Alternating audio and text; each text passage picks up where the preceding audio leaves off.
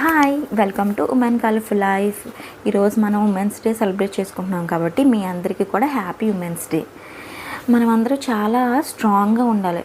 ఏమైనా ప్రాబ్లం వచ్చినప్పుడు భయపడుకోకుండా ఏడకుండా మనం ఆలోచించాలి. ఆ టైంలో ఏంటి ఆ ప్రాబ్లం నుంచి మనం ఎలా బయటపడతాం అనేది బాగా ఆలోచించుకోవాలి.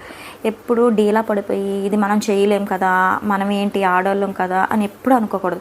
మనము ముందుకెళ్ళాలి. మనము జాబ్ చేస్తున్నాము, మనము బాగా చదువుకుంటున్నాము, ఒక ఫ్యామిలీని లీడ్ చేస్తున్నామంటే మనం చాలా స్ట్రాంగ్ మగోళ్ళ కంటే కూడా. అలాగే బయట ఏమైనా సమస్య వస్తే ఎవరికైనా అమ్మాయికి ఏమన్నా ఆ ప్రాబ్లం కూడా ఏంటి అని తెలుసుకుని మనం కూడా సాల్వ్ చేసుకోగలగా ఉండాలి. ఇది అందరికీ ఈ విషయం తెలియాలి.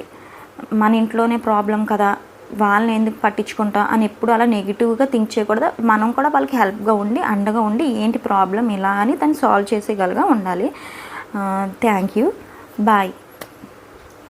Hi welcome to women colourful life. ఈరోజు మనం ఉమెన్స్ డే సెలబ్రేట్ చేసుకుంటున్నాం కాబట్టి మీ అందరికీ కూడా హ్యాపీ ఉమెన్స్ డే. మనం అందరూ చాలా స్ట్రాంగ్గా ఉండాలి. ఏమైనా ప్రాబ్లం వచ్చినప్పుడు భయపడుకోకుండా ఏడకుండా మనం ఆలోచించాలి. ఆ టైంలో ఏంటి ఆ ప్రాబ్లం నుంచి మనం ఎలా బయటపడతాం అనేది బాగా ఆలోచించుకోవాలి. ఎప్పుడు డీలా పడిపోయి ఇది మనం చేయలేం కదా, మనం ఏంటి ఆడవాళ్ళం కదా అని ఎప్పుడు అనుకోకూడదు. మనము ముందుకెళ్ళాలి. మనము జాబ్ చేస్తున్నాము, మనము బాగా చదువుకుంటున్నాము, ఒక ఫ్యామిలీని లీడ్ చేస్తున్నామంటే మనం చాలా స్ట్రాంగ్ మగోళ్ళ కంటే కూడా. అలాగే బయట ఏమైనా సమస్య వస్తే ఎవరికైనా అమ్మాయికి ఏమన్నా ఆ ప్రాబ్లం కూడా ఏంటి అని తెలుసుకుని మనం కూడా సాల్వ్ చేసుకోగలగా ఉండాలి. ఇది అందరికీ ఈ విషయం తెలియాలి.